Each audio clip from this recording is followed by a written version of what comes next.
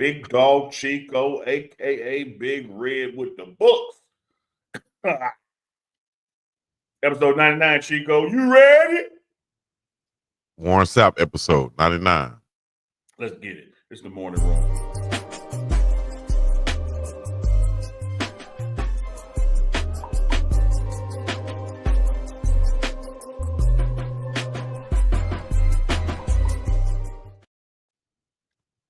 Runners. Mount up.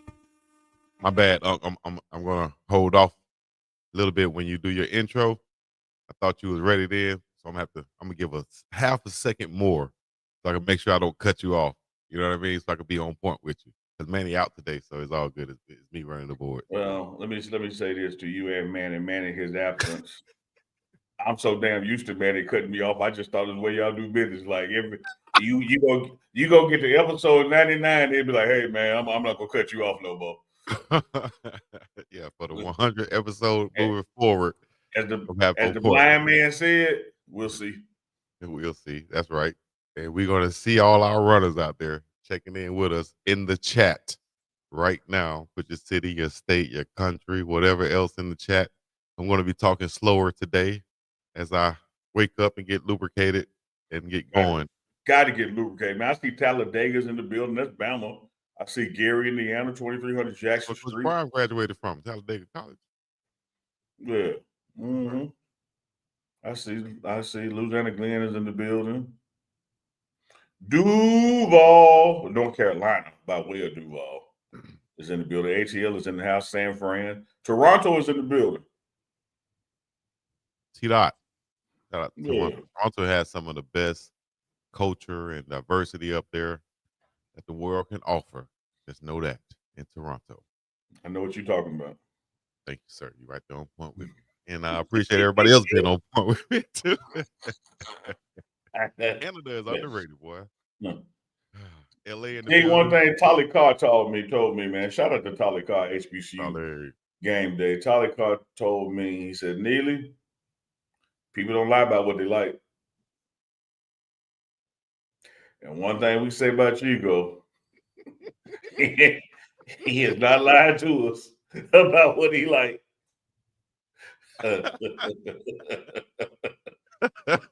Louis Glenn said, Chico, you crazy.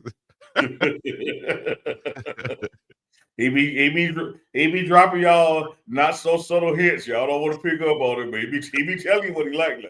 All I said was diversity. I'm talking about the good food, good culture. Yeah. Yes, indeed. Yeah. Shouts out to Miss Dawn Duncan in the building. Scorpion Queen 73's in the building. Bootney Farnsworth in the building. PAT is in the house, man. Port Arthur, Texas. Oh, now Fat Don up in here. Always support. PAT, man. Strong Island, New York, Staten Island. Okay. Yes, sir. Home of Public Enemy. Shout out to the Wu-Tang. Wu-Tang is forever. Chico, how you feeling today, man? I'm feeling good, feeling great. I'm gearing up for the Cash Money No Limit versus getting ready to go down next week. That's gonna be like an early birthday gift for me. My birthday's on the 29th. Hint for everybody out there. And what week that is? I think that's a Wednesday. We have a big show on that Wednesday, man. Happy birthday, Chico show. Might give you the day off and just let Manny work that day. Give me the day off. All right, appreciate that, man. That's what I'm kind of like about. It's kind of like giving Shock G the day off and letting Humpty Hump work. Damn. Guess there's no day off then. Regular day off day. The half day off then. Waco, Texas in the building. What monies is Dorkeen talking about? All right, guys. Hey, we had a guest lined up for today, but we're going to switch it up. That guest will come on at a later time. No, she still might be coming today. I don't know why you characterize it that way. Okay, my bad. Might come today. We'll see. Yeah, she had a conflict come up. Tiffany Greene may still be joining us at some point during the show. Had a production meeting with the game she's working this weekend come up. But if she's unable to join or can't join for long, we will certainly have her back next week. But she has the link and is gonna hop on when that meeting is over, or let us know. All right. Duke's on assignment, but he might pop in. He's just on assignment. You never know. He might be on assignment today at Magic City, somewhere like that. He's going to check out the wings. That's what he's going to check out. They got good wings. I heard. They got diverse wings too. Maybe one day I can check them out. Bye week for the Colorado Buffaloes if you want to start.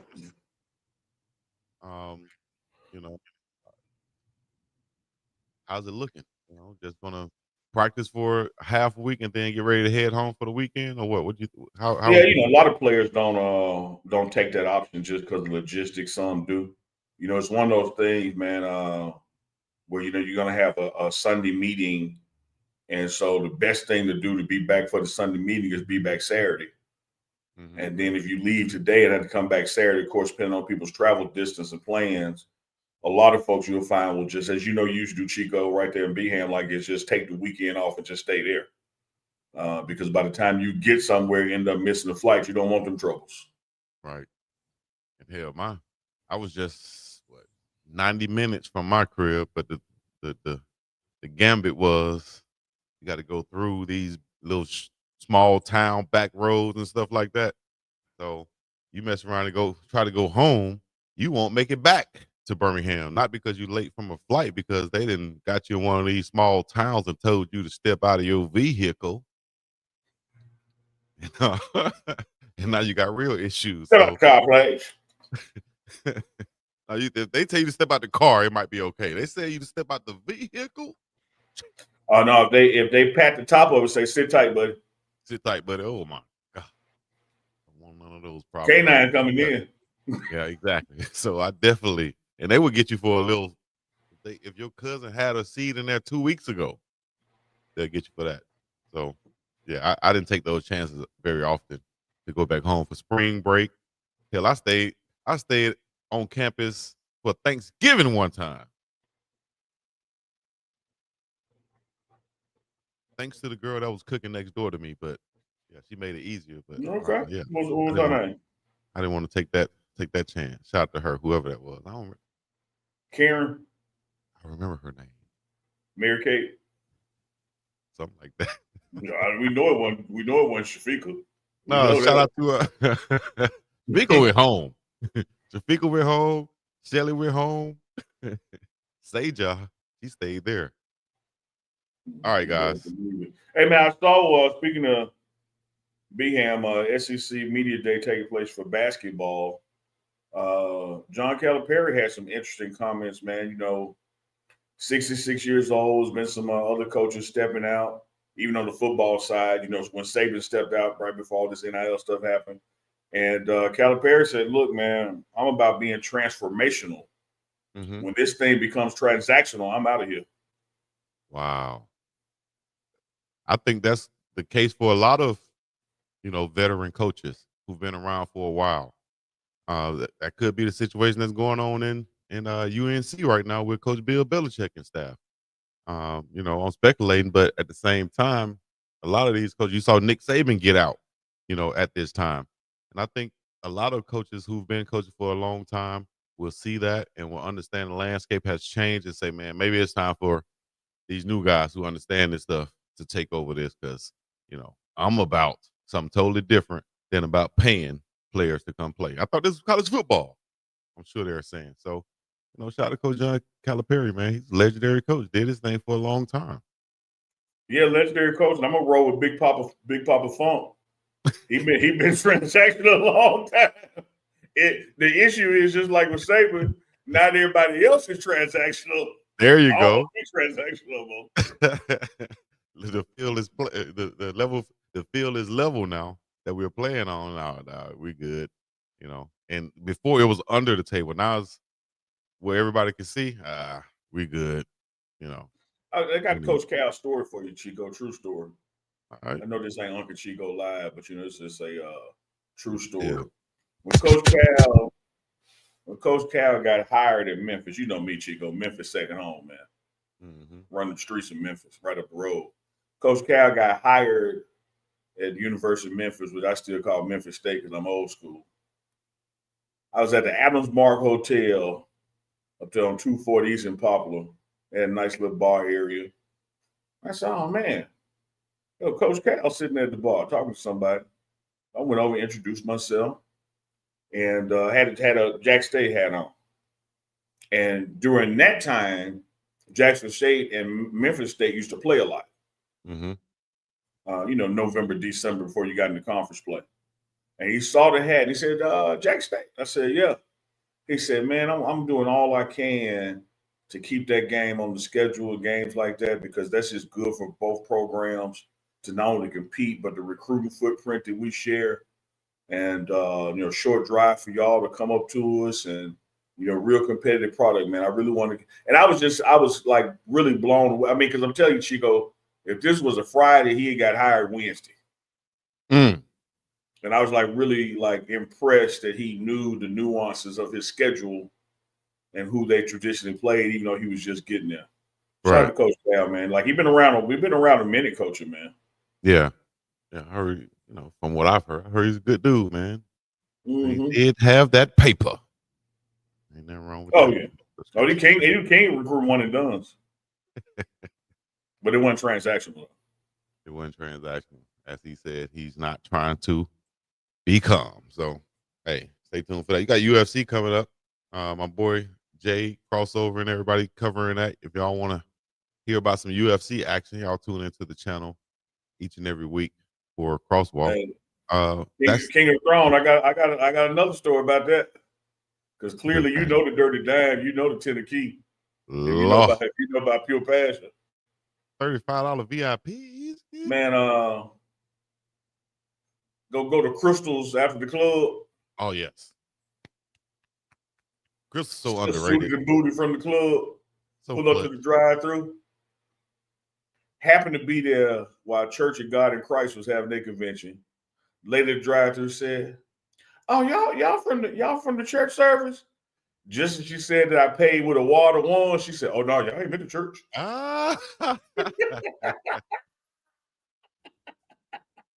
She said, "Oh no, now this balled up with money. Y'all ain't been to church." This money kind of got a little twang on it too. Ain't wrong with a little twang. Nothing wrong with a little twang. Shout out to Shador Sanders, man. Give a shout out to Shador, man. Once again, QB2 still out there in the city, giving back. See him practicing and giving back to some young guys, talking to schools and stuff like that, showing that he is a face. For he could be a face of a team. He could be a starting quarterback of a team just by what he's doing off the field. What was your prediction for when we will see Shador on the field, and how is it looking? As far as that going right now, him being on the field. Well, it's looking good, but here's the challenge we have, Chico. We have to discuss football from a logical standpoint, and then we have to discuss football from a Brown standpoint, which typically is logical. But I had always maintained, even from the crazy draft process where they got a number one guy and got him for the cheap, a first round guy and got him for the cheap, I'd always said by the time you get to their first bye week, he'd be moving up. And that was without Flacco getting traded or anybody getting hurt. I thought he would have just naturally, moved up. Well, that has happened with the Flacco trade. He's moved up to 2. I think they got another game and then their bye week, if I'm not mistaken. So the schedule still is a schedule, but I just don't know if you can realistically count on the Browns to do the right thing. Man, like Spike Lee. Guess they won't. We shall see. They have what they got coming up next. Let's see. They just had the Steelers, so they got Dolphins, Patriots, then bye week. There you go. Dolphins, Patriots, bye week. Find a way to look at that schedule the right way. There you go. Bye week coming up in 2 weeks. Dolphins and struggling Tua coming up. All right. I guess we'll see Shador week 10, possibly. Yeah, I mean, look how they do the stuff ass backward, even the way they printed the schedule. Right. So hard to even follow that. Left to right. And they going top to bottom, up and down like that. Yeah, like come on. Columns and rows. Man. Ass backwards. Unbelievable. I could have. You know what? I'm not gonna transition like that. But my dog just came in. Shout out to Cuz. I think he's been in his attorney office. Good morning, Philip. What's up? How you doing? How you doing? Great for you to join us today. What that hat say? Waves never die. What it say? Waves never die. Looks like. Uncle Neil, I was gonna answer that question, but until I get paid, I'm on a 7-word minimum. So until I get that from Chico, I got 7 words for Chico until I get that check. Well, I'll be the one to talk to you because I'm gonna tell you this: if that's gonna be your policy, which I fully support, you ain't gonna say nothing for a while because hey, Deuce, do you remember American Gangster? Yeah. When Denzel, Frank Lucas asked the detective, "Man, did you really turn all that money in?" He was like, "Yeah." He's like, "You know, Johnny Law got that money. Like you do know that, right?" So I paraphrase say to you, "You know, Chico got that money, Man, I know. That's a lie. I you know what? I ain't even mad, man. Chico, what's up, man? I ain't mad. Chico, what's up? Cause if I got it, you got it. Shenanigans in the bull itch. All right. Hey man, if I got it, you got it. All right. That's why I looked at it, Deuce. I said, "Man, if he got it, he needed it more than I did. God bless him." I trust in the Lord, man. I put my trust in the Lord, man. If he got me, he needed it more than I did, man. So just go ahead on, bro. Oh man. Charge it to the game, man. Hey man, Not laughing at that, man. Hey, this been the best. I ain't gonna follow my brother over $200, man. I ain't gonna do that. Hey man, this been the best running joke we had in the group for about in a minute. Yeah. The group chat went crazy. Oh man. Hey, look, then Chico just turned into Big Red yesterday. That joke was funny too. What I've been loving about it is even when legit questions get asked about a whole different subject, the answer still gets back to. Deuce asked us something about YouTube this morning. I said, "Man, I don't know, but maybe Chico mama got her shirt." I was like, Chico said, "Look, Chico said, hey, it won't be no show today." I said, "All right, Big Red, we were just playing. True story or not, Chico?" He will threaten to not produce in a minute, boy. Oh yeah. Y'all get on my head, nothing. We get on Duke's head, nothing. We get on Chico. All right. Y'all be on there by yourself. See what y'all do that week. Yeah, you don't play. Dog. Cheekbo. Y'all Debo, finished, Chico. y'all done. Let me know when you're done. Okay, Birdman. I started to pull up on you. I knew where you was. Yeah. Hey, man. It's funny, but it ain't. It really Manny, is funny. Hey. Neely, Dukes, Manny, all 3 of y'all. Man. Like Birdman. How many of us, Chico? All 3 of y'all. I ain't gonna say it no more. Put some respect on Chico's feeling. Man. No more. When somebody tell you that, they not playing. Birdman he was upset. Oh, he was dead ass serious. For sure. Yeah, he was dead ass serious. Rewind. Dukes noticed this. Did you notice that? You know the goon that he had with him doing that? Did you notice who that was sitting right next to Charlamagne? Looked like he was gonna fire off on him first. That was Rollo. Oh, talking about back then? Yeah. Yeah. Rollo was right there with him. Yeah. And you know when somebody sit like this next to you, they like, all right, as soon as my boss tell me to fire you, I'm gonna fire you now. I'm sitting close to you. Yeah, he was. Yeah, you know, a lot of people been playing with Rollo's name in Atlanta, but it ain't nothing. It ain't nobody to play with. Nah, dog. I ain't even gonna go deep into it. Let's just know. Oh, you know what's going on. Just yeah. Shout out to the Ox. You know what I mean? That's it. All the brothers out there. Hey man, let's get back to some sports and entertainment and things of that nature. We was on some entertainment. Yeah. I like how you stole all that money time for your birthday party too. That was classic. Yeah, about to go down. About to go down. Be in the club like this right here. Yeah. He gonna be on live in the club. We making it rain. Me and Deuce will be like, wait a minute. Speaking of that, man, when last time y'all really do y'all really celebrate y'all birthday? Like party, go out, club? I bet Neely do. Like But do y'all? You lost every damn dime you had right there. For real? I'm What y'all used to do 54. I had a birthday party when I turned 40, and I had a birthday party when I was 10. Yeah. I think I had a party when I was like 9 or 10 too. I still remember that Halloween party. Man. You know what it was, a Halloween party?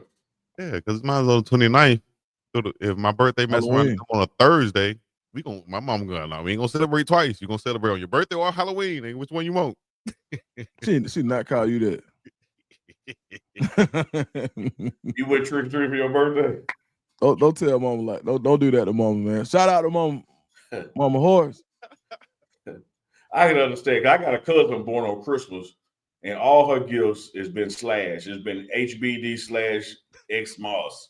Like she don't get 2 gifts. She get one with a slash in it. Combo. But Chico, like I don't know if Halloween is something like celebrated to where it can replace a birthday. Like you don't go trick or treating for your birthday. No, good luck.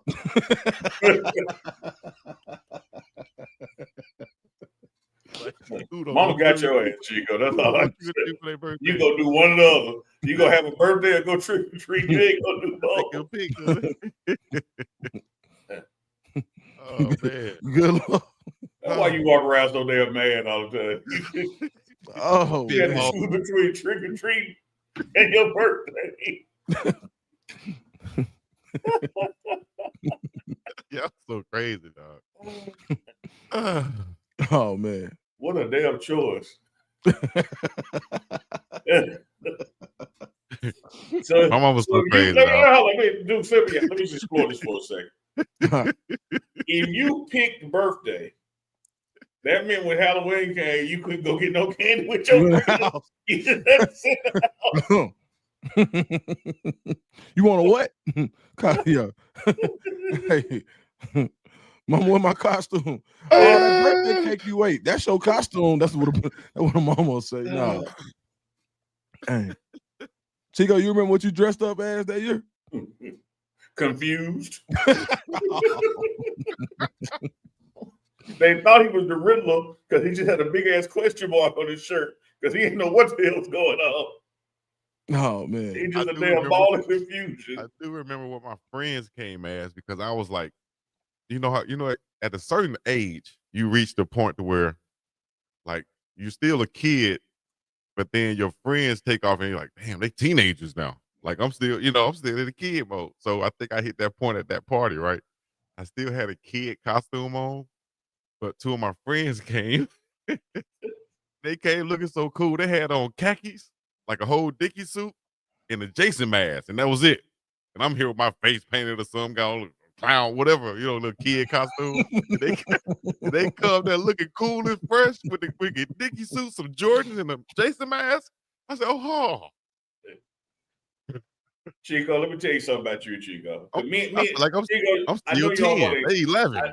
I know you don't want to admit this, Chico, but me and you a lot alike. I can tell you this about you, Chico. We're both black. For all your life, for the most part, you've been bigger than your peers. Right. So when they give you them costumes to be one size fit all, them some bitches be at your knees and be at everybody else's ankles. You out there in the Spider-Man short set.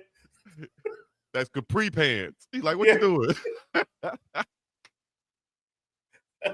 Nah, I think that was the last time I really dressed up in costume because they came in real clothes and then with a mask on. You feel me? They just lift their mask up and they packed it and said they cool. I was like, oh man. Damn. That was the last one though. I felt like Ron Simmons. But you had to choose between your birthday and Halloween. Just joking. So technically, Chico, you probably ain't had but like 10 Halloweens and 10 birthdays because you probably alternated. So really, I'm 10 years younger than you. That's why I'm gonna tell y'all my age. That boy Chico will not say no. He will not say his age. I'm 10 years younger. I'm fly to Hawaii next week. We got the next round, and I'm gonna take you trick or treat, dog. That's all right. Your trick or treat might be a little bit different. we know your trick or treat is different with your alternative accounts. Oh man. You go That's knocking on the crazy. doors doing something else right here. I was like, nah, we must right get arrested, but you, Hey, I will say this. My mom's so crazy, dog. She gonna tell me the other day, I like y'all show, Tell Dukes and Neely. I said, hey.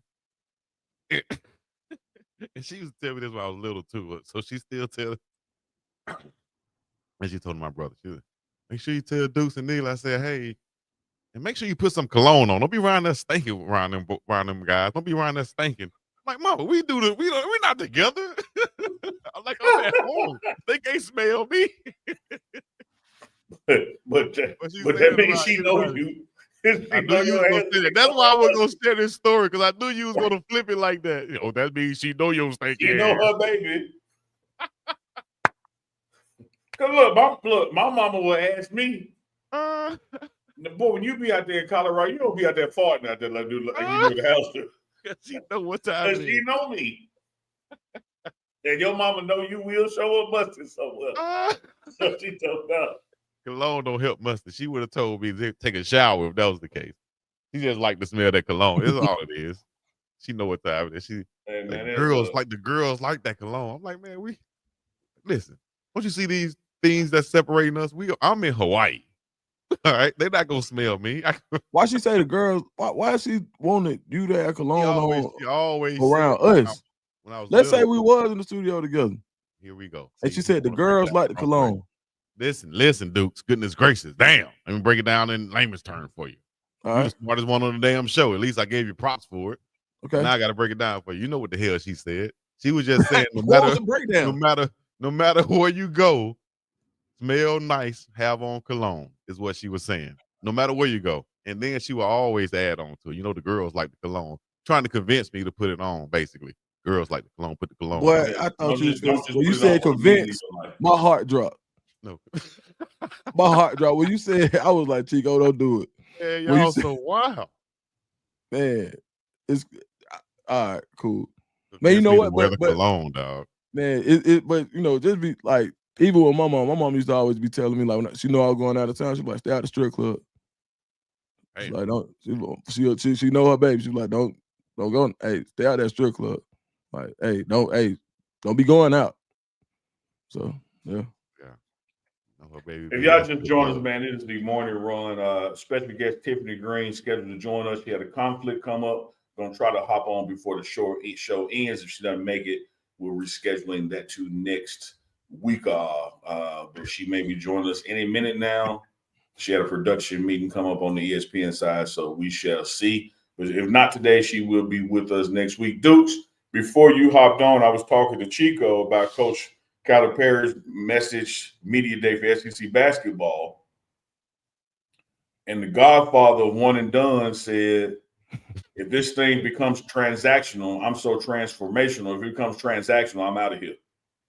I'm like, it's been transactional, ain't it? Man, that's like me saying, look, I ain't the type of person that to come do a podcast every day. But if I got to start doing a podcast every day, I like literally we've been doing the podcast for the last 99, we got 99 pod but man, the God, you worded that so perfectly. The godfather of one and done's, Coach Cal. Man, I call him the Teflon Don. He's basically Rick Pitino without sanctions. Mm. That's it. And shout out to him for being that, because guess what? Absolutely. If you ain't listen, but it's like we all know. It's almost like, you know what this reminds me of? You remember when Nick Saban was talking about Coach Prime getting Travis Hunter and Jimbo Fisher? Right, yeah, but I got to spend like Nick Saban. Mm-hmm. Of all them Dodge, Chargers, Hellcats, Demons, and Trackhawks in Tuscaloosa, Alabama, in one parking lot, you got the nerve to talk about somebody having money for players. It was crazy. Yeah, but he said he ain't never go through that parking lot. He came the other way, so he couldn't testify what he didn't see. Man, my one of the response I loved was from Shedeur Sanders when that happened. Saban said that Jack State for Coach Prime gave Travis and Millie to come to Jack State. Shedeur tweeted, Millie, ? My daddy get mad with me when I don't eat all the chicken off the bone. I know damn well he ain't paid nobody. $1 million to go play Yeah. football. For real. Yeah. Man, Coach Prime just did his thing, dog. At Jackson State, it's still what they call the residue still left from his tenure at Jackson State. You know what, Duke? That's the wrong word for you right I there. say nothing. It's the wrong word for you. Like you should say like his impression is still felt there. The results of the assessment. You use the word residue. It's the same thing. It means something else. No, it ain't the same thing, Chico. No, it don't. Chico, residue out your mouth is like a stain on the bed.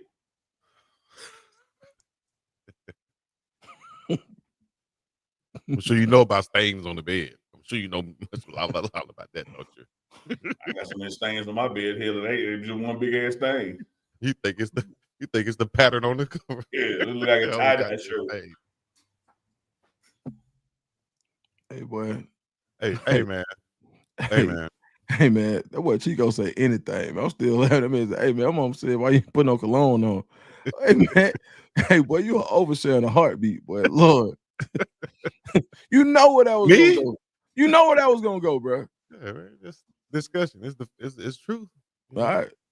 I man, I love that for you, dog. The openness, man. That type of freedom. Let me see. I had some. I asked Big Dog Chat GPT for some evergreen sports topics, and I wanted to ask you guys one of these. Why do you tell everybody? Because I want to. I'm transparent. Like Calipari said. You tired of it? Yeah, tell him, Chico. I got a problem. Yeah. Y'all know what to do. No, I had no problem with it. Just like I had a problem with you calling me MF for yesterday, but I had no problem with this part. For real? I ain't call you no MF, dog. Yes, you did. Oh, here we go. Okay, let's just say I did. Then we just gonna. I'm sorry. Chico, don't just lie now. I don't think I called him at MF. I probably was referring to what we was doing. That mother or you this. Said, I didn't say you.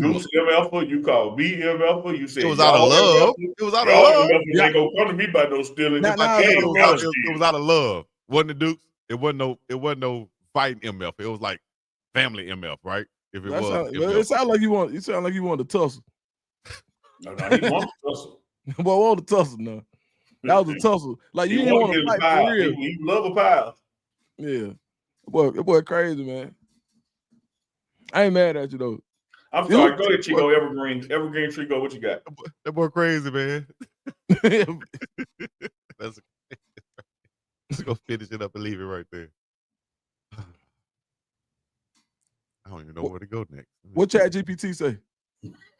Chat GPT said. Chico would go to the teacher's desk and be like, yeah, Miss Jones, I was back at my desk and I was cheating.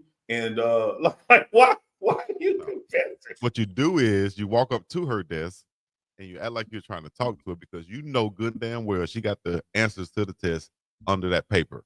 So the thing is, you're trying to get under that paper. You're trying to look at her desk and see if she got any answers that you can see. So that's what you do. But anyways, that's why. Yeah. Anyway, not a bad tactic, by the way. No, not a brilliant tactic. The bad part is when he go back and she say, "What not?" She go, "Well, you had a piece of paper over the answer key last time, so I was coming up here to see if you moved it." Yeah, and if she ain't smart enough, she'd be like, "What? This paper?" Like, yes, got her, and got my answer. Go back to my desk, write that down, do it again until she realized, damn, this boy coming to get an answer. Anyways, what's the most dominant team ever assembled? Any sport. Dominant. Help us out, chat. It's gonna be two come to mind for me. The Bulls that won, what they win, 72, 71? And then the one that really is the one that has never been top still to date, and that's the Miami Dolphins, undefeated all the way. Okay. I like that. Dominant team, Duke. What comes to mind as you type into your Chat GPT to give you a list that you can pick from? No, I wanted to go look at Miami's final score in the Rose Bowl. I wanted to make sure that they did it the way they were supposed to. 2001 Miami? Yep. I wanted to go look to see. what the score What was. was the score? 37-14. So I'm gonna go with 2001 Miami. Who did they beat? Nebraska. Nebraska, right? Yeah. I'm gonna go That's a great 2000. pick. 2001 Miami. Hurricanes. Definitely in college, I would say that the Hurricanes. How about this? I'm gonna throw a curveball out there for you. The most dominant team ever assembled, the 1992 Dream Team. Easy, let's go home. I'm gonna tell you why I didn't say Dream Team. When I look at like the body of work, for me, there's not enough games in the Olympics. Were they dominant? Hell yeah, they were beating everybody by 50, 60, 100 points. But like the ones I'm naming, the Bulls, for instance, man, that was 72 damn games, man. The Miami Hurricanes, the Miami Dolphins, like this was over a longer period of time than a 21-day Olympic schedule, So, but you're right. When it comes to total domination, Chico, like that, it should be called the Dream Team Award. You can name that to them because there's been nothing more dominant than when that team when they first shifted from all right, no more amateur players. We tired of having to struggle to win or lose. We're gonna go to the pros like the other nations do. Because that's one thing you got to keep in mind. Like for decades, centuries, our amateur guys were playing their pros. Right. Meaning our college guys, right? They put together a college all-star team to go play them. And once they caught up and won, that's when the U.S. was like, hold up, time out. We got pros that can go over and beat the brakes off of y'all. And they assembled this team, and that's what happened. And I don't know the everything behind Christian Laettner being on the team. Well, they had to keep a college player. And he was quote unquote arguably the top college player in the nation that year. Because that was the same year he hit that shot. He hit the shot, yeah. So and like Magic so eloquently said, y'all keep the college. We didn't want the college kid. We had to keep him over there. Yeah. That had to be battles though, man. If y'all watch that documentary, you'll see that they battled in practice constantly. Who was the most underrated player on that Dream Team for you guys? 92 Dream Team, the original. Give me Drexler. Underrated. Okay, Clyde the Glide Drexler. Yeah, the other personalities, the other players kind of overshadowed him and his great game. But if you know ball, Drexler's a baller. He was. Who was yours, Duke? Most underrated player on that 1992 Dream Team. I'll pull up the picture right here for you guys for reference right here. For everybody watching in. Got Scottie Pippen, Christian Laettner, Michael Jordan, Larry Bird, Magic. Yeah, underrated with them or just underrated, period? Underrated, period. Oh, probably, man, gotta be Mullen. There you go, Duke. That's the guy I was looking at. Chris damn Mullen. Well, first of all, Chico, you asked me and him two different damn questions. You asked me underrated on that team. Yeah. Then you're going to change the underrated period. Underrated player on this team, but his game was underrated, period. Okay. Did that change the question? You're right. Change the question? My bad. Change the question. Goodness gracious. I'm sorry, Uncle Neely. You want to answer again, Unc? No, I'm good. I want my damn money. That's what I'm back on now. I forgave you. Now I'm back. I want my money. Man, that's a bad picture of MJ, but he's so black he look like John Sally. Oh my God. This is what y'all come up with. No, he look like Tyrone Hill right there. Damn. Is that Jordan? That's Jordan. You know, Jordan, they used to call Jordan the Black Cat. Jordan, one of the original dark-skinned brothers that, like, what, him, Wesley Snipes back then? No, I'm saying that's just a bad picture. He really looks like Tyrone Hill. Damn. You don't think so? Ain't no Tyrone. We favor right there. Yeah, they shouldn't have took the picture on the black backdrop either. That didn't help. Yeah, they ain't help. Like that side, you can't see no color. Shout out to MJ though. Maybe this picture here will be a little bit better. There you go. Wow, got a white background. Hey, yeah, you look totally different. Look for Tiffany in the green room. She just texted her meeting just ended. So okay, sounds good. Well, I agree with that. Chris Mullen. That's the second Dream Team right there. I think. Which one would have won? Second, because they added Shaq. Easky. Yeah. So, hey man, y'all let us know what y'all think in the chat right now, and we'll go to Tiffany Greene when she comes in. Somebody said, "Let Tiffany Greene in, Chico." She ain't in the background yet, y'all. I'm not holding nobody hostage. No, cussing them like you cussing us. I don't curse at you guys. You're my brothers. You the one put damn eye patch over me on your hat. It was either that or fly to Hawaii and get my money. Like we supposed to sit here and take. We supposed to sit and understand you stealing from us and just take it. Come on out here, Cletus. Come on out here. You're gonna limp back. You can fly out, but you're gonna limp back. So well, let's do it right here. Let's do it right here. I'm gonna say it one more time. This dude right here. Most underrated player on that team.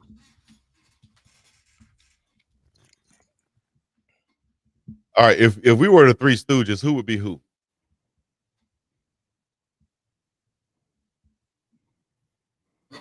That's you supposed to told Chat GPT skip. you should have told. You should explain the audience to Chat GPT. I never really watched the Three Stooges. That's what I'm saying. I ain't watched it. Did you watch them? I did. Okay, I'm sure you did. Hey, well, man. It doesn't. Hey, relax, man. I caught that. And break Tiffany on, man. Stop playing. All right, let's bring Tiffany on. Give a great introduction, Unc. Do something. Yeah. Man, my favorite, man, the incomparable. I call her the voice. I'm gonna tell you something, Chico. Let me tell you how you know something about folks. Okay. What do people say about them when they're not in the room and they can say whatever the hell they want to say about them? You only hear positive things about Tiffany Greene when her name is mentioned. Lights up the room, brings into the room, ain't a hater bone in her body, consummate professional in what she does. I don't care if she's called an HBCU game or a WNBA game. You're going to get Tiffany Greene, the one and only Tiffany Greene. Tiff, how you making it, sis? Thank you so much. I love that introduction. I appreciate it. It kind of gave me goosebumps. I was like, oh, thank you. Because I have a tremendous amount of respect for you as well, Neely. And fellas, I just want y'all to know that Uncle Neely is just as equally that consummate professional. I love hearing his voice. Although Chico gives you a run for your money, though. But I love hearing your voice. I love your insight. I wish, quite honestly, we could have worked together on ESPN with you doing sideline reports. I'm just gonna be honest. But I'm thankful to watch your ascension and all that's happening that's good in your life. I appreciate that, Tiff. And I don't know if the world knows that came close to happening once upon a time. It did. Yeah, like It did. that could have happened. And let me say this, fellas, to chat out about Tiffany Greene. And sometimes you see this in the comedy space. So you have like these comedians, right, who came up through the ranks, doing shows in small clubs and working on their craft and paying the dues 20, 30 years, and bam, here they are. And then you have guys who took, by no fault of their own, the internet route, because that's what they were blessed with. Mm-hmm. And sometimes you get the old school hating on the new school. One thing I love about Tiffany is like, she don't care how you're in the space. She's going to help you in the space.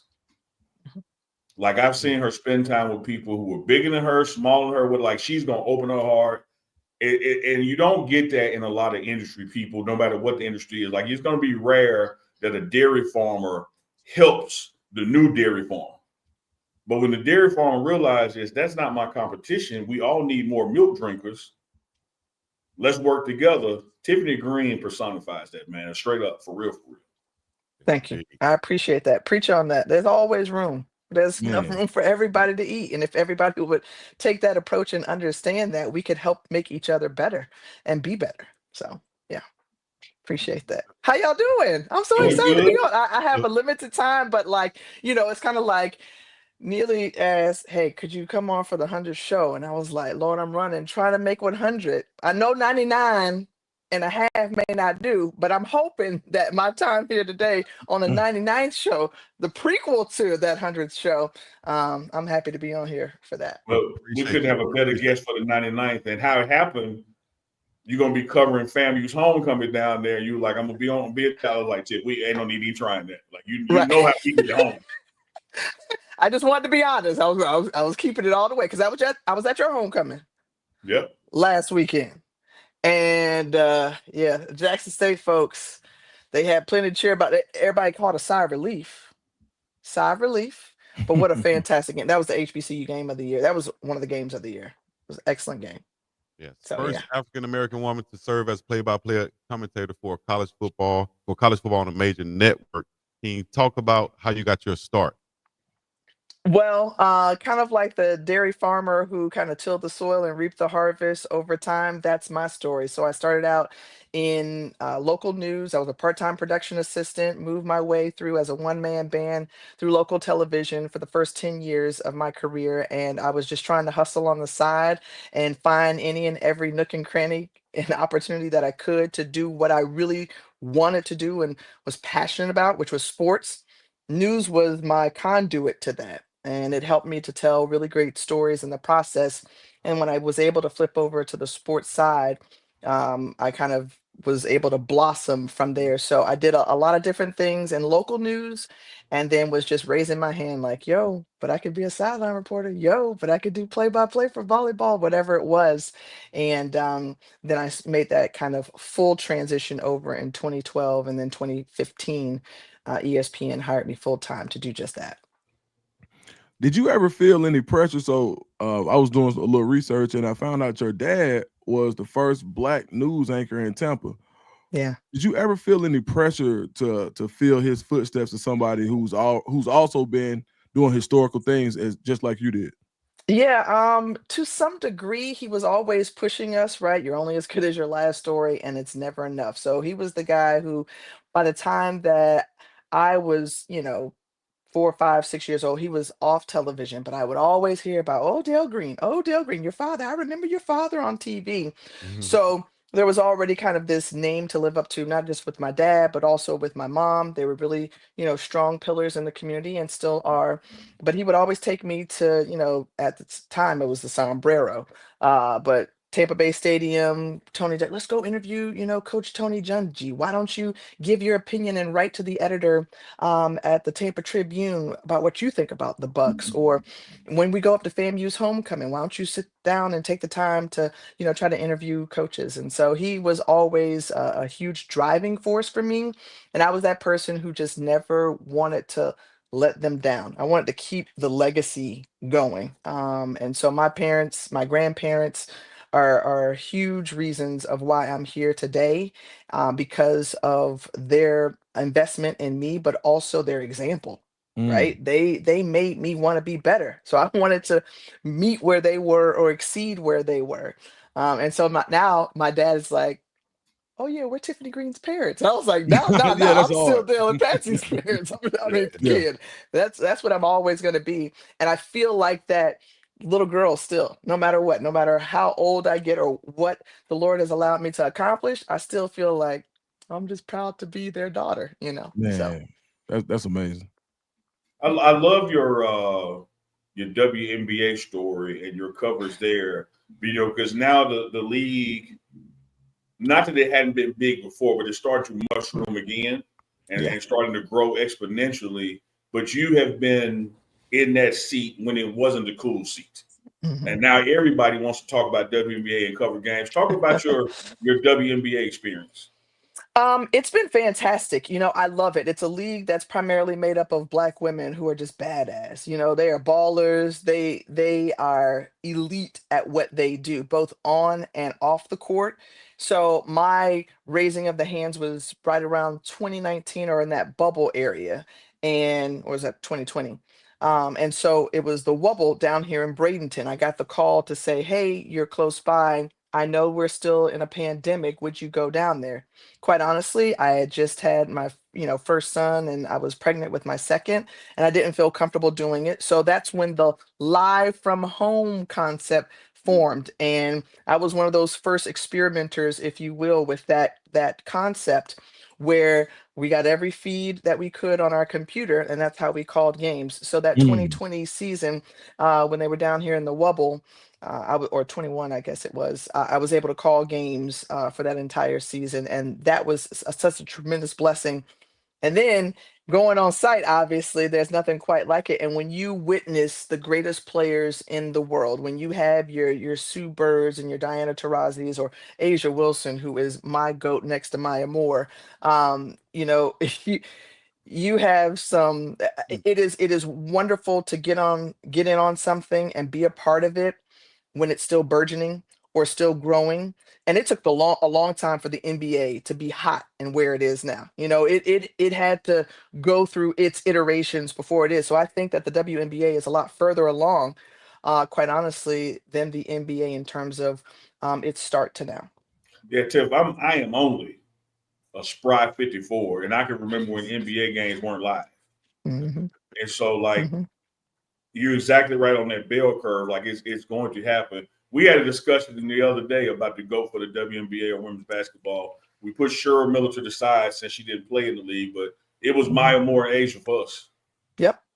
Hands down. I mean, Maya Moore won 4 championships. How many times MVP? Like, she's won at every level. So I remember when I was in Savannah, Georgia, that was my first television market and local news.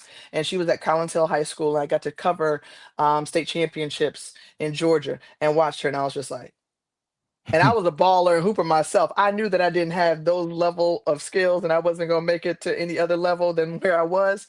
But for me, she was just a winner everywhere that she went. So her story for me is she excelled at UConn, and UConn is UConn. And for all the people that they put out, Maya Moore, I know we give love and props and no disrespect to, you know, DT or Sue Bird, but Maya Moore was just exceptional in my eyes. And then she decided to be like, nah, I'm gonna step away. It's kind of like the way that we felt about Barry Sanders when he left the game, when he still Yeah. felt like he had a whole lot to give and was just like, I'm going to something else. And she got called to a greater purpose and passion. And I wholly respect that. That led the way and opened the door for an Asia Wilson, whose story continues to build, and at the right time that people are really willing and wanting to consume women's sports and the rise of women's basketball. You know, Stewie is another great story. Sabrina Ionescu, we tied to Caitlin Clark, obviously more in the forefront page, but it was Asia. And then Asia connected to Dawn Staley, and then I don't know. And Asia is like, I don't get really excited about meeting a whole lot of people in our industry because you got to let that go a long time ago if you get starstruck Mhm. about, oh, that's so and so. But Asia Wilson is a woman that I fangirl over. I'm like a legit fan, and I get to call her games, and I'm like, but Yeah. you're doing so many amazing things. And she's my soror. Shout out to the lovely ladies of Alpha Kappa Alpha. So I think that she has this culminating effect, much like LeBron does, right on and off the court, where her legacy will carry in both spaces. Yeah. Right. Who are some of your GOAT commentators out there, and some of the people that you might have worked with that kind of gave you that starstruck feeling? Okay. So I grew up patterning myself or watching Pat Summerall and John Madden, and really not for Pat Summerall, but definitely for John Madden, because he was Hmm. just such a entertaining and exciting kind of commentator. And I was like, well, he gets to be himself. So I loved that component of him, much like Harry Carey was on the baseball side. Hey, everybody! I would watch Cubs games all the time. I was a huge baseball fan growing up, thanks to WGN, the Yeah. superstation. But I admire people like, I think Adam Amin is fantastic. Bob Costas is exceptional. Robin Roberts, I know she did it for just a short period of time, but I think any and everything that she does touches and is excellent. Um, I'm probably missing like Marv Albert. Like, who Marv. doesn't know? Yes, like the guys who had those sticks, right? Those catchphrases, those lines. A spectacular Um, move. spectacular. Kobe Bryant is the consummate professional. I could just hear the broadcast with him and Bill Walton afterward. But anyway, Yeah. yeah, so those are some of the people who I look in the business, and I'm not saying everybody's name. I'll be honest with you. Beth Mowens, more of a now voice as well, has been a great help. But I'm gonna tell you also the ability to work with your, Candace Parkers, or, I was a Bucks fan and a Florida State fan, so Warwick Dunn back in the day when Mhm. I was kind of starting out. Like, there are a number of people that I've gotten a chance to interact with and work with. That's been just an honor. But it's people like LaChina Robinson and Angel Gray and Chinea Gwumake and Andrea Carter. I'm giving my basketball gal some love, who are just doing the damn thing and are just making it so possible that we can continue to exist and be great in this space. Tiff, along those lines, let me ask you this: who's the first person or memorable one, whether you interviewed them or work with them, that you were kind of taken aback and had to gather yourself because they knew who you were? Oh. um. Okay, so I'm gonna be, if I'm 100 Keep it a transparent, hundred. Keep it a hundred. I don't see myself the way other people see me. Understood. And that is a really humbling thing. But I was on the phone with Pam Oliver. I remember watching Pam Oliver on Fox NFL Sundays all the time. Yeah. And she happened to reach out to me through someone, because she went to FAMU as well. And I remember, like, as a student, when I got to FAM, I was like, oh my gosh, I'm gonna get to meet Pam Oliver. I still had the picture. Like, I can pull up the picture real quick. And I got to meet her. And all these years that we had kind of been existing in the same space, we never really talked a whole lot. So she reached out when she saw me on First Take earlier this season, and she was just like, oh, you did an excellent job. And then I happened to call her when I was in Atlanta, and that was my first time in almost 20 years. And I was just like, hi, I just want to say congratulations on your Hall of Fame award. And she was like, Tiffany, I just got to say, I love listening to you and listening to your games. And I watch your games. And when I hear you call, I don't hear a woman's voice or a man's voice. I just hear someone calling the game. And I was just like, And that's why I call you the voice. And okay. Pam Oliver. I mean, she and Robin Roberts are a big reason of why I'm sitting here and have always believed that I could do it, because they made me believe. So if I got to tell you two for me, and I don't know if they could be more complete opposites, but Mark Jackson, the New York Knicks Pacers fame, Mhm. and Mr. Brown from the Muddill movies. Like, two Okay. separate games, they were on the sideline, and I walked over to them to do an interview. And before I could introduce myself, they told me who I was, and Oh, I was snap. like, man. But like Okay. you said, you got to play it cool. You got to like, Absolutely. Absolutely. Did you drop though, Mama? There go that man when of you course I were did. interviewing? Okay, Yeah, I had okay. to. I I mean, closed it with it's that. only right. Yeah, I closed it with that. Yeah, yeah, Hand yeah, down, yeah. man down. Hand Mama, down, man down. there go that There man. go that man. That's a good one. So, yeah. Tiffany, I heard you mention your basketball game, but I want to talk about your bowling game. How did you get into bowling? Man. And really, for a guy who's kind of still a beginner, what's the best tip that you can give me so I can be maybe in the 120s, 130s consistently? Well, I always say just go for the second arrow on the right. Okay. I, I know that sounds so mundane and dry and basic, but just go for that. Because usually, depending upon the oil of the lanes, they're either forgiving or not, but you're going to get somewhere close to the pocket. And I don't know if you like to try to spin a house ball, if you got your own ball, whatever the case may be.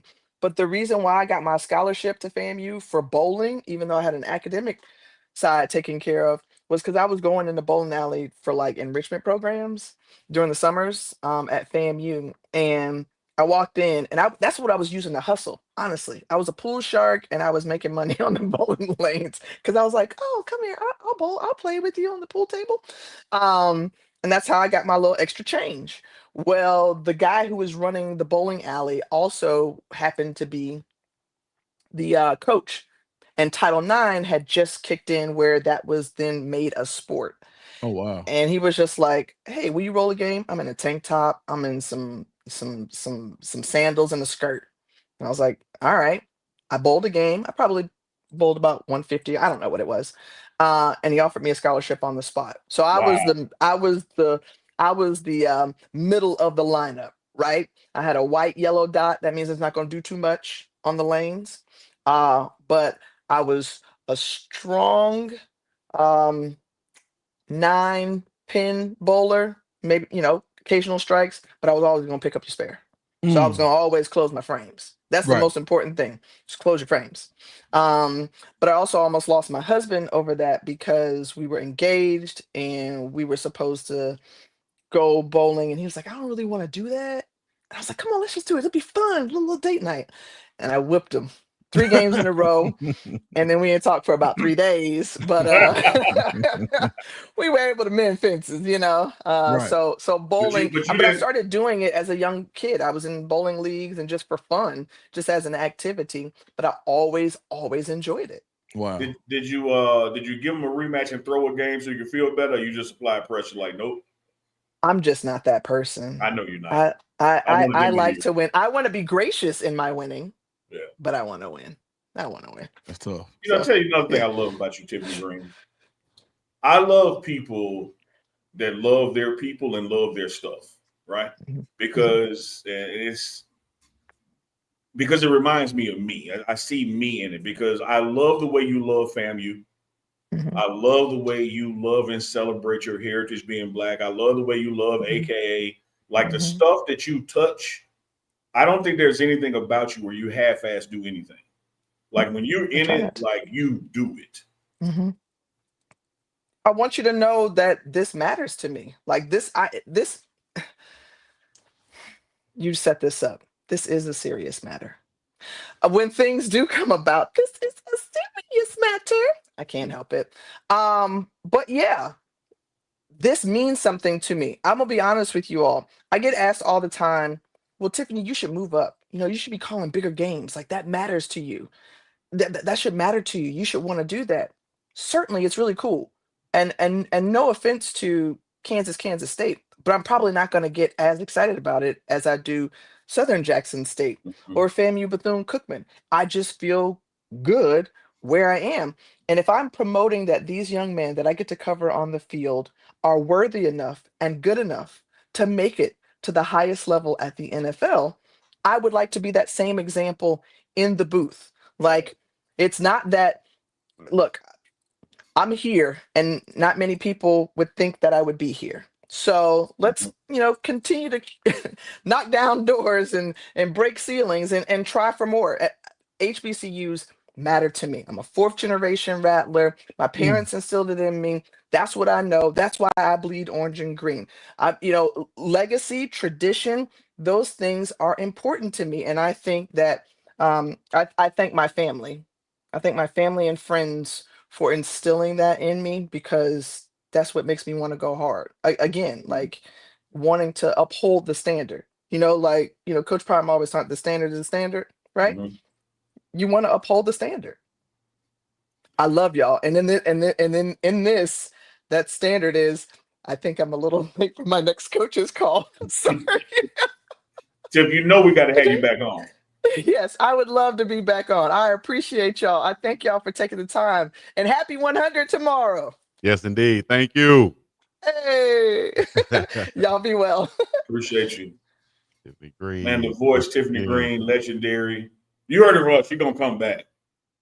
We had blocked off some more time for her today, but she had coaches calls come up. Just Chico Dukes, we know in the industry, they may not know outside the industry.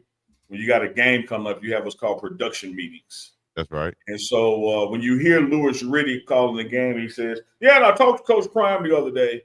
They really do sit down and talk the other day. Like they'll spend about 30 minutes to an hour, just getting game notes from the coaches. So when they do the broadcast, they got stuff to talk about Exactly. beyond what's happening on the field. So she had two of those pop up today, but still found the time to join us for about 15 minutes or so. Excellent to have her on, and I promise y'all we will have her back for a more extended conversation because she has a lot of layers to her story, man. Yeah, that was a great interview right there. Thank her for coming on, like you just said, for joining us on TMR for the 99th episode. The first African American commentator on a major sports network like that. That's Tiffany Greene. Very appreciate her. FAMU in the building. Shout out to FAMU, man. My uncle who went to FAMU wanted me to go to FAMU so bad. He said, now if you go on a visit, your ass ain't coming back now. I said, Uncle, I don't know if I should go on a visit, Uncle. Chico, I'm gonna tell you this, man.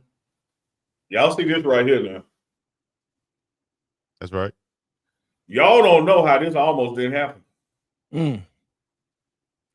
Oh yeah, I think you told me that story. I was on the way to FAMU. That's where I was going to school because I wanted to quote unquote leave home like everybody wanted to do. And they had a larger than normal freshman class that would have been fall '88. And they sent letters to everybody saying, "Hey, if you come as a freshman, you can't bring a car, and you have to stay on camp." Blah blah blah. And so that flipped it, to Jackson State, and the rest is history. You said I need my car, huh? Well, no, my dad played me because he was like, I can't send you that far without no car. But then when I went to Jackson State, he didn't give me no car because he said that's around the corner. Rest in peace, smart man right there. Now, I'll tell you this, man. Another FAMU story I got. Freshman year at Jackson State, we took a road trip to Miami. One of my boys was from Miami. We drove. So we stopped in Tallahassee, Gainesville. We went on a college tour, kicking it. Get to FAMU, stay the night in their dorms with his homeboys. We leave the next day, man. We about 100 miles outside of Tallahassee. He looked on the back seat and he just slammed on brakes. He was driving. And he said, "Man, what have you done?" I said, "What?" He said, "Man, they're my people, man. You can't do that." We had to turn around Chico and Deuce because I stole the drum major hat. I had the FAMU drum major hat. And I was going to take it back to Jackson State. And he said, "Oh, that's going to come down on me, man. You were my guest. Boy, we got to take it back." 100 miles away, y'all had to turn around because of you. Yeah, we had to turn around. That is crazy. I told him, I said, "I ain't taking it back. You take it back. I ain't walking back in there with you. You take it back in there." Stole a drum major. What you going to do with that? It was going to act a damn fool. Go home and dance in the mirror. Anyway. You better believe it. He said you better believe it. Hey, let you come to Hawaii, dog. Look, let me tell you something, man. It's cliche now because y'all heard Denzel say it, but it's the story of my life. I'm leaving him with something. Chico, I don't know if I ever, back in them days, I don't know if I ever went somewhere and steal something. That is crazy.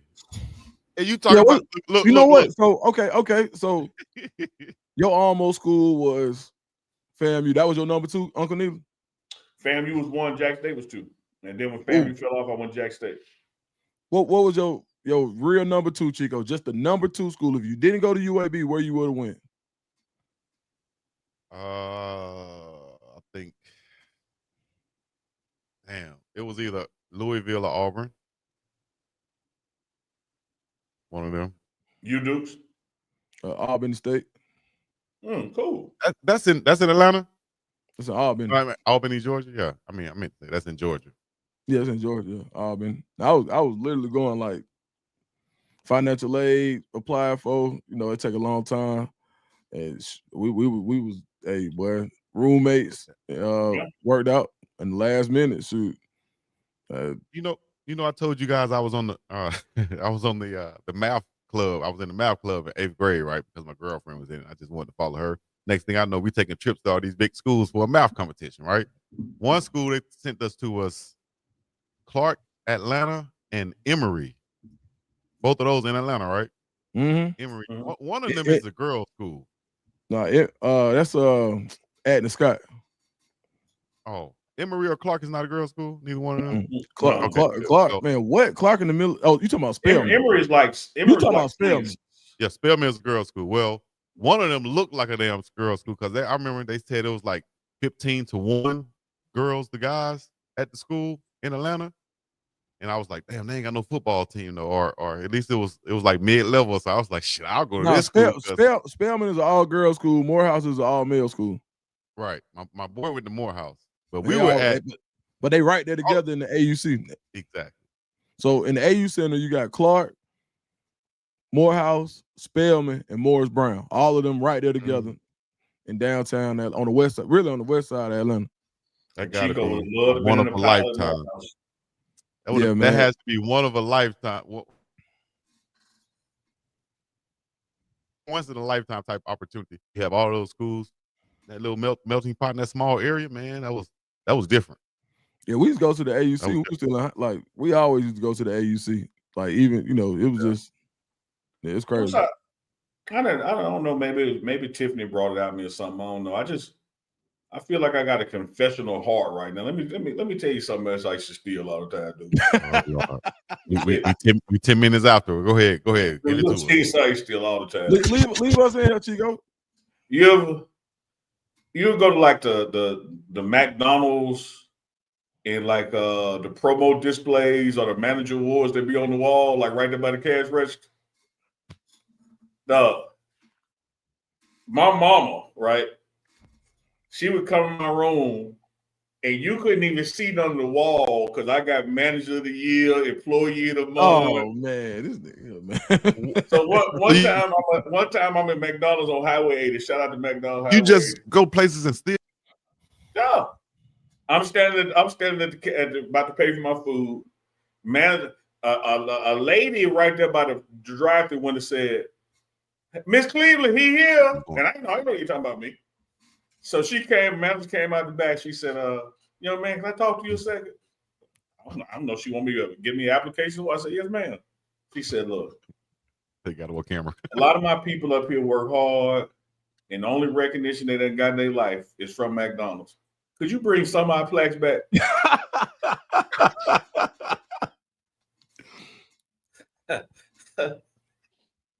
I said, got you on camera, and you say some, how many we talking? You would normally say the real nice ones. Could you bring the nice ones back? Chico, and before I could ask, she said, "Nah, all right, your lunch. If you bring them back, your lunch on me." I said, "I'll be back tomorrow." I know that's right. Chico, you ever got hold on, Chico froze. Chico, you ever got caught stealing from anybody? No. My mom would have kicked my butt. The only time I remember thinking about stealing, I still remember the time. We were in a place called Food World. It's since shut down. We were in Food World at the cash register, and I saw this little, I don't even like these cars nowadays. My son like them now, though, which is crazy. You know the little Hot Wheel cars that be by the cash register? Mm-hmm. For some reason, I wanted the Hot Wheel car, I didn't really like them. I just wanted it that day. My mama said no. I said, shit. I done seen all these my other folks steal. I'm finna steal today. I called myself walking past the cash register. Boy, I caught a backhand from her, dog. I think the car popped out of my hand and went right back onto the shelf. And that was the last time I thought about stealing right there, dog. See, I didn't know I was stealing. Shit. You know you stealing. No, man, that stuff wasn't no value, man. I just look.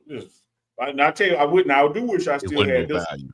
It wasn't yours. This was about the 90, 92 area. You talking about 91, 92?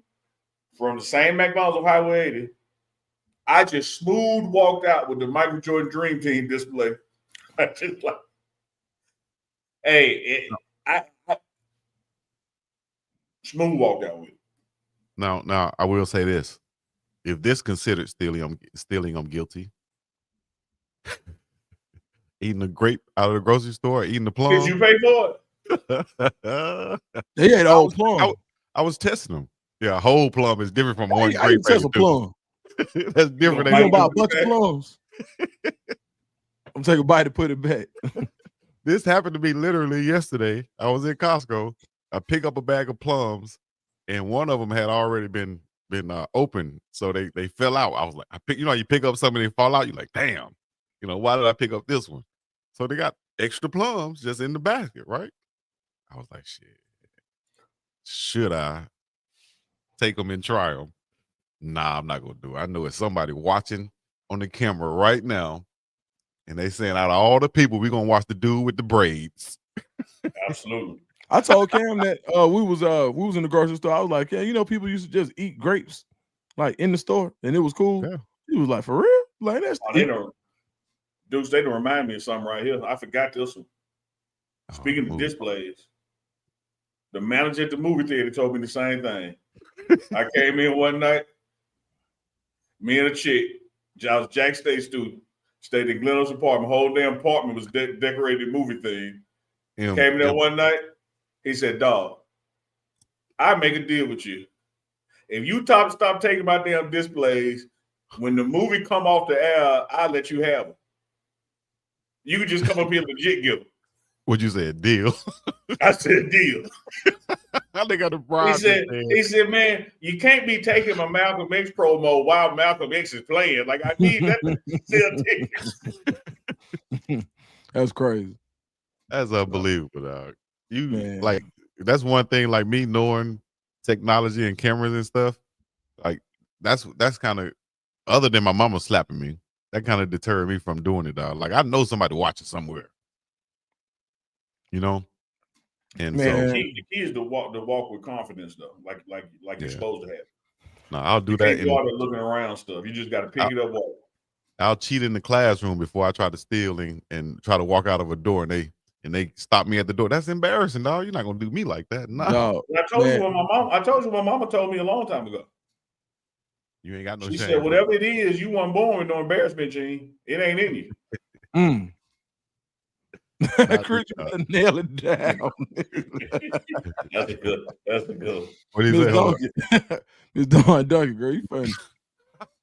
Oh man, I don't know if nobody else did this, but so my thing used to be like the like little scamming. So I would that's stealing, right? Yeah, for sure. So, man, I got locked up. Pause. I was in school. We was in Auburn, man. So when I realized I used to buy the book and then go sell it for like a quarter of the price, but they give you cash money. Yeah. So I was like, all right, I'm gonna just go get the book and go sell it and not pay, and just take the book off the shelf and go sell it. So I just took the book off the shelf, took it to the back of the store, and shoot, they'll give me $150. They kept doing it. Wait, time out, rewind. You would take the book off the shelf that's in the store already. Yeah, they take it right to the back. You found a glitch in the system, didn't it? Glitch in the system. Hey, what? Do y'all remember my college job I told y'all about? Remember I told y'all I sold lady shoes and gapers? Oh yeah, gapers. Shout out to gapers. They messed up and let me learn the SKU number game. And I told all my boys, I said, look, man, Pro Kids at Gapers is $35.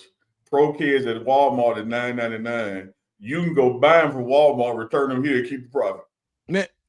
Wow. Oh, speaking of Walmart, now this was the Walmart hustle. They stopped doing this. Damn, I ain't never been on a hustle like that. But we used to tell Walmart up. Man, all right, fellas. If anybody watching, my bad, y'all. Hey man, so back at Walmart, when you return something, they used to put like a little sticker, like a little smiley face sticker on it.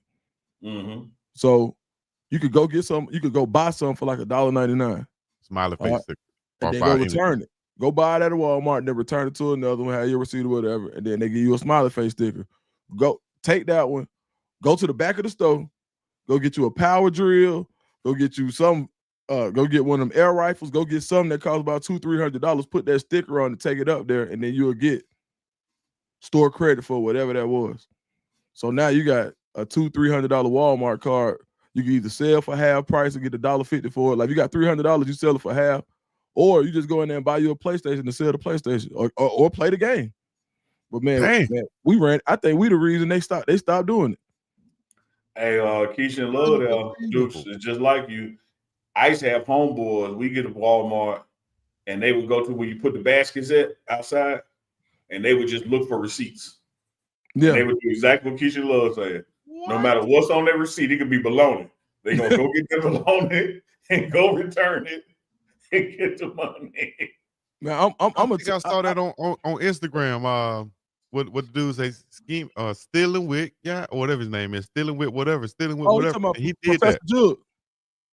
I don't know his name, but he would pick up stuff, pick up the receipt off the ground, walk back in the store, and come back out the store with whatever the receipt had on it. Man, let me tell you Unbelievable. how far. I'm gonna tell you what used to be the Jug back in the day. Now I didn't never really have the balls for this one, but man, folks was going to the gas station and getting credit card numbers off the receipts. Y'all realize back in the day they didn't block out the whole credit. They didn't block out the whole credit The card whole number. thing was on there. Yeah, the whole thing was in there. So we had, I had partners that was going to the gas station just waiting. Somebody throw their receipt away. You got their whole credit card. Wow. Yeah, this Now like me. I remember in college. Oh my gosh, you just brought up some. I forgot who it was, but somebody Oh, I came. thought you ain't never stole none, Chico. No, listen, I ain't never. Listen, did I receive stolen property? That's something different. Man. But look, no, look. Now they it's had cool. this gas Now he scheme. want to get in. I did it No, too. look. It just made me think about something. They had this gas scheme, right, or scam, right? And he's still in now. They had back then. Yo, I'm gonna steal the show in a minute to get up off this. Look, they had this gas scam going on right in Birmingham, where all you had to do.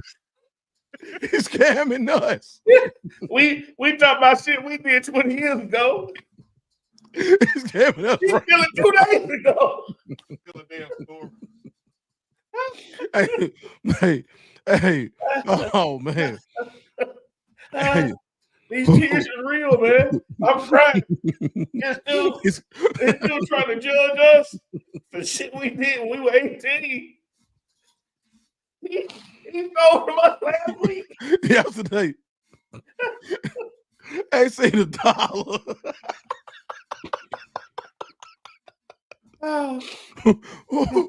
Oh man. Hey, talking about he above that. How dare y'all? I can't believe y'all. We done changed. Hey, man, a dollar. Then he gonna shut the site down.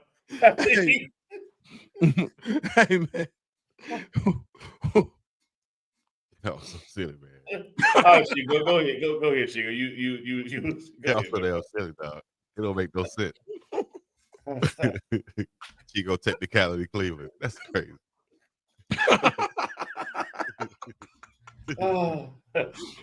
Hey man, Chico said, "Hey, I said, Chico, where the money?" He said, "Don't you know StreamYard?" Man, StreamYard $49.99 a month. We was having a whole different conversation, dog. Oh, having a whole different conversation. Chico, where the money? Oh man, man, I ain't never been a part of no scam like that. Like all that stuff like Duke said, that take balls to do, dog. Like that take balls. But one thing I remember in college, and you struggling in college, you got a car, you need some gas. And somebody came around and said, they got some type of thing that going on with the gas tank. If you meet us at this gas station, after a certain time, you can get free gas for the low. It reminded me when Duke said that about the 150, 300. So it's like you get a full tank for like $10. Like, who wouldn't do that?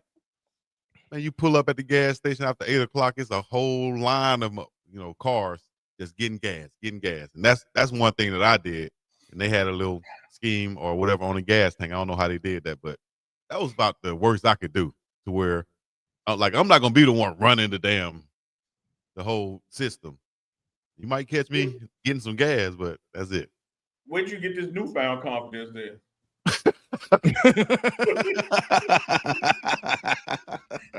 Oh, I got them. I got them. They'll never even question it. Oh, I'll never be the tip of the scale. I mean, I might benefit from it, but I'll never lead the scale. And shit. Say, where you get this newfound confidence from? Man, you silly, man. That is fun. Oh, man, y'all dumb, dog. I ain't got no sense for no reason, man. Man, you know what? So we used to have a lot of we call them J's in Atlanta who used to be selling stuff. So, but it was probably stolen. Boosters, they call it whatever.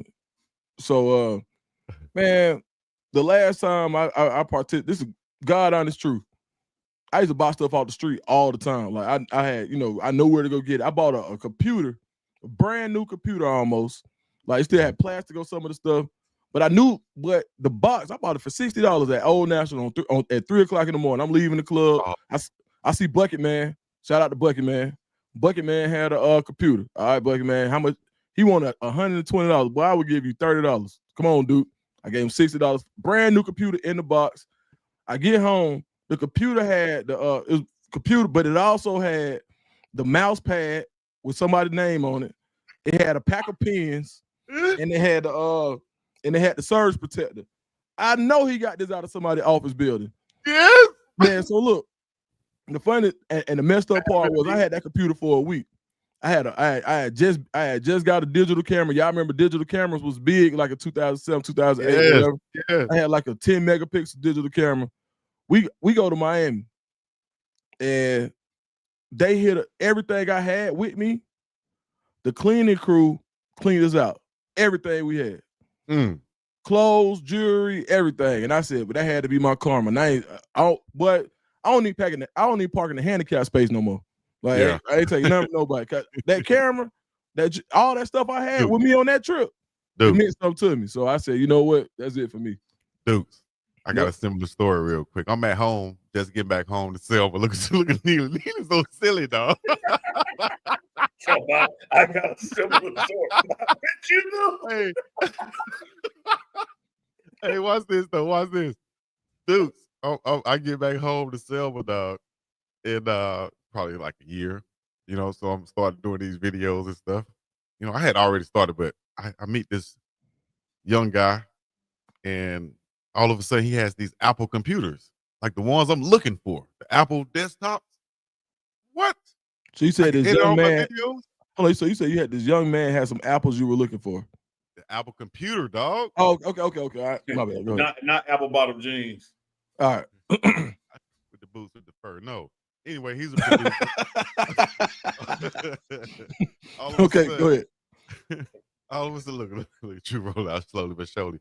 But all of a sudden, he has these Apple computers that I can edit my videos on. So, Chico, I got an Apple computer. But mind you, I had just bought one too. Like I got a brand new one. And he telling me he got another one, so I can be big time. I can have two computers, right? Just bought mine for $1,000. I said, how much is it? He said, shit, give me 150. 150? That sounds too good to be true, but I'm on my way. Go get that thing, bring it back to the crib, set it up.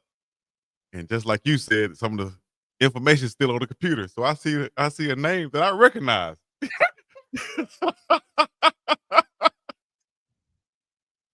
I see a name that I recognize. I'm like, wait a minute. Why is his name on here? You look at the news a day later, dentist office was robbed of computers, 5-6 computers stolen. I said, Lord have mercy. He stole me. So at this point, what do you do? Yeah. With the $150 computer you got, what you do? Control, Alt, delete, swipe that drive. And Yeah, be wiped. Wax on, wax off. Reset to factory settings. Yes. Hold on. Man, if he still got this computer, I know some. Yeah, we know he's still a promoter. What if this was? Yeah, man, the joke's so funny with Chico because we ain't asked him no questions about the money. We just like we're gonna get paid eventually. Man, we asked him one question. Man, that man went off. Say what? I said it was funny about the stuff with the clothes. I was like, we ain't asked you nothing about the clothes. Oh Lord, he did it. He did it. He did it. He did it. Whatever. Hey, what 50 Cent said? Whatever they say he did it. No, I still got my computer. The other one I sold myself. So that bitch, somebody else can have it, bitch. I still got mine. Chico, that is not bro. You did not have that computer back at Selma. Straight up. Man, you must have just went back to Selma and got that. No, I brought this with me, dog. I brought that bit with me. Man, you made it sound like you was in your early 20s, but you did that in your 30s. Yeah, you did. Yeah, you did. Yeah, you so stupid. Yeah, you did. It don't work anymore, but yeah, that's when I was promoting that Alabama versus anybody. You feel me? Yeah. Y'all type that in on YouTube and see what comes up. You're gonna see my compilation come up right there. Shout out to RIP Super Nard. Shout out to Mater. Shout out to all the artists from Alabama, man, who did their thing. Hey man, Chico, where you got that computer? It was like 2010, right? 2011. Wait. Yeah, right around either 2010 I or hope that's just a 2012. monitor, not a computer. It's the monitor. Okay, because I'm gonna tell you, brother, if your computer that old, you ain't got no computer. No, it don't work anymore. No, that's how they making them. If it's the whole computer like that. It's the whole computer. No, I'm just saying. You know how much technology done updated in 12 damn years? Of course. That's why I don't use it anymore. I brought it out here. Mind you, I came out here like 6 years ago. It was working then. You know. I just know there's so much data on here. I'm not gonna. Shopify used to work too. I'm not gonna sell it or anything. That it used to work. Now it's your turn. It's your turn to run the RICO scheme. It's time to get your money now. Your turn. I'm leaving here with something. Leave it with something. The Uncle Neely T-shirt. I'm leaving. Hey man, here. we need to go. Man, we need to go to Hawaii, man. Y'all do.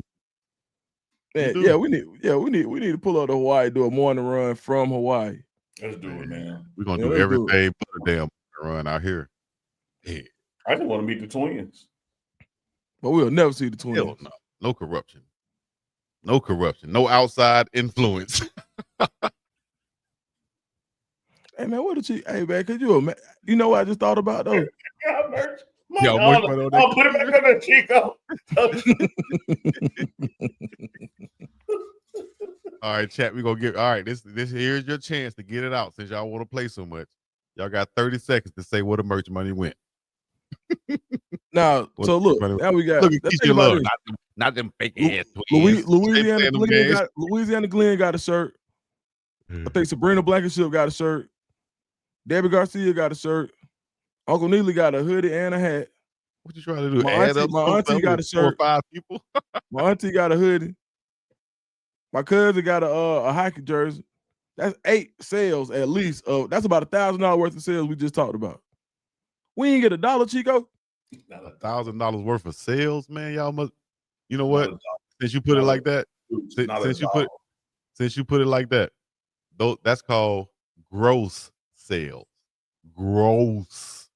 We're looking for the net. Nah. Even in the net, Duke. So we look, Duke. I done been in Dallas Airport. Look, see, Everett said they got 2 shirts. That's 12. Ella Nissa got that's 14. I know she got some shirts. Hey, let me tell y'all, to everybody that bought merchandise, Freedom. the profits went to the Chico Cleveland Foundation. Yeah, so silly now. It don't make no sense. Johnny Law got their money. Come on, y'all supposed to be saying where it went to. Where did the money go? No, everybody doing the math. Listen, this is a true story. We asked about that money yesterday. Chico started calling us motherfuckers, man. He did. He did. Excuse my language, y'all. He did. He did. I don't stop lying to these folks. He threatened to cancel the show. Yeah, he said, well, y'all do it. I'm stealing. Just do the show without me. I hang up. We don't think you stealing. We know you stealing. Hey, man. Hey, it's funny though, cause we ain't tripping, but y'all lying. Hey, Chico. Chico will have a patch over his eye. Bishop, what is that? Sycamore? Yeah. Merch money. Do you remember that? What dude at the fake school? And they went to go play somebody. Oh, yeah. Yeah. He had the old. Did he have the old guys that was beating the brakes off of people? Yeah. No, man. They meant I don't know that. I know they had them guys who spoke. They actually played somebody. They was playing high school teams and they found out there wasn't no high school. Right. It wasn't no high school and the players were older. Like okay. Grown men that was playing. Man. I ain't think they would beat nobody. They was beating the brakes off of people from what I heard, right? Yeah, they was beating the dog ish off of them. Ocho. They had 22-year-olds out there tackling 15-year-olds.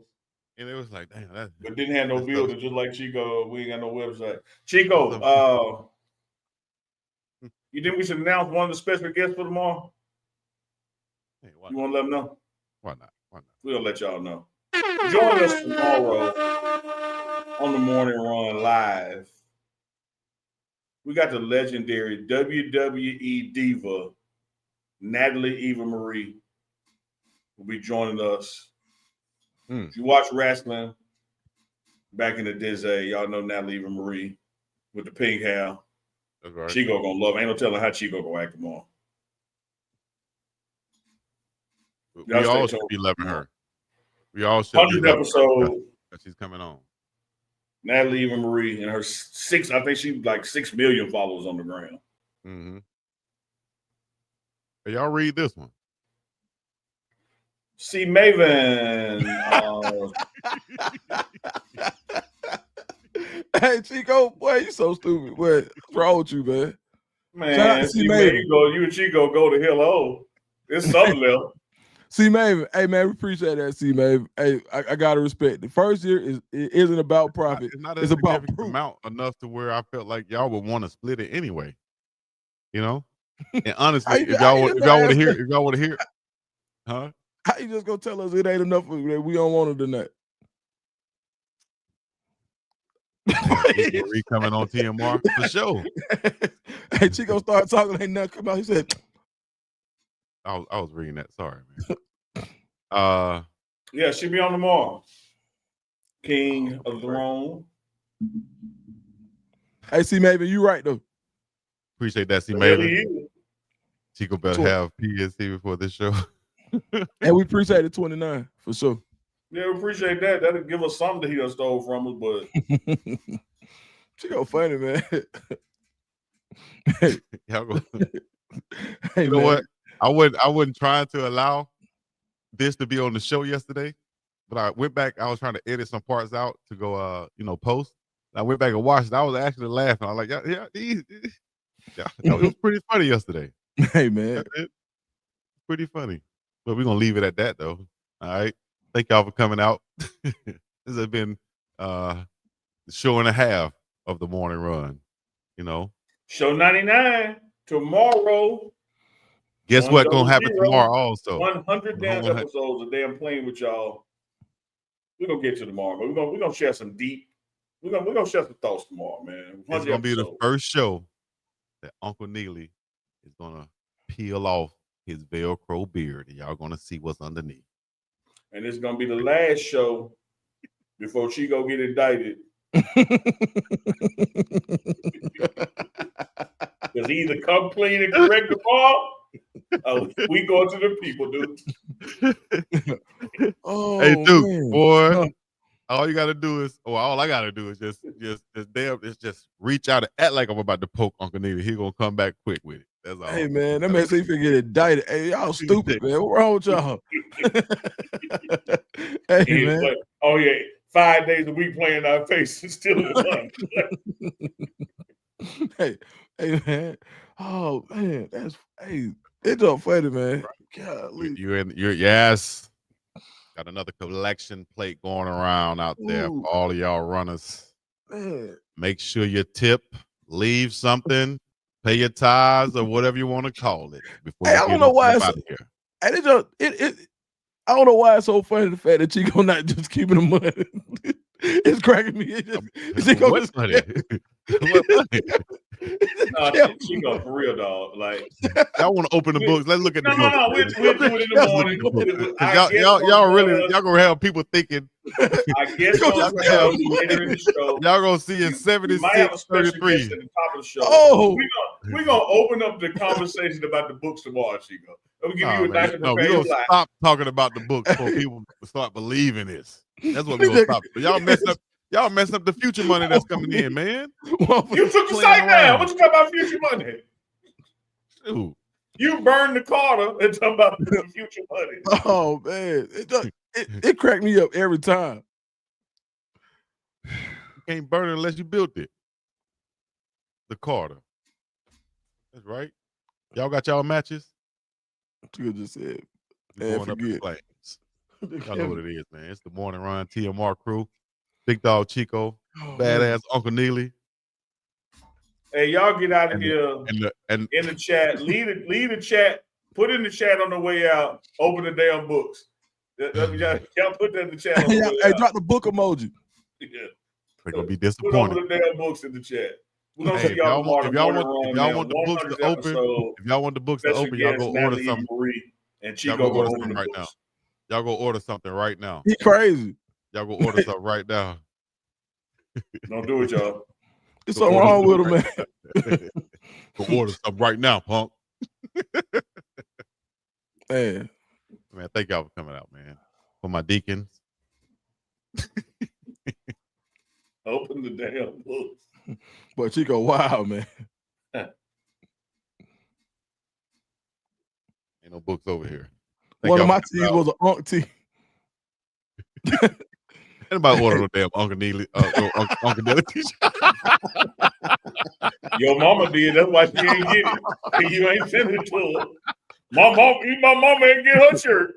You wouldn't send it to her. You damn hater. Your mama told me she ordered the Uncle Deli hat and shirt. Hey, that boy said, ask chat CPA, boy. You crazy.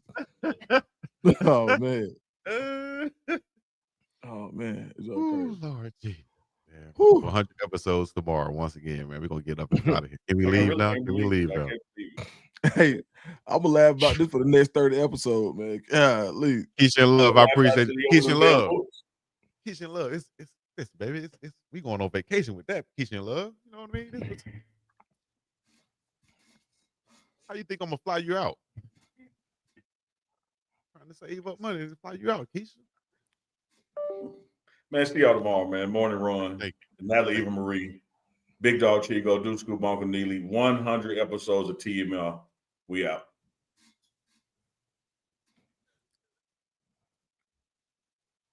I'm leaving here with something.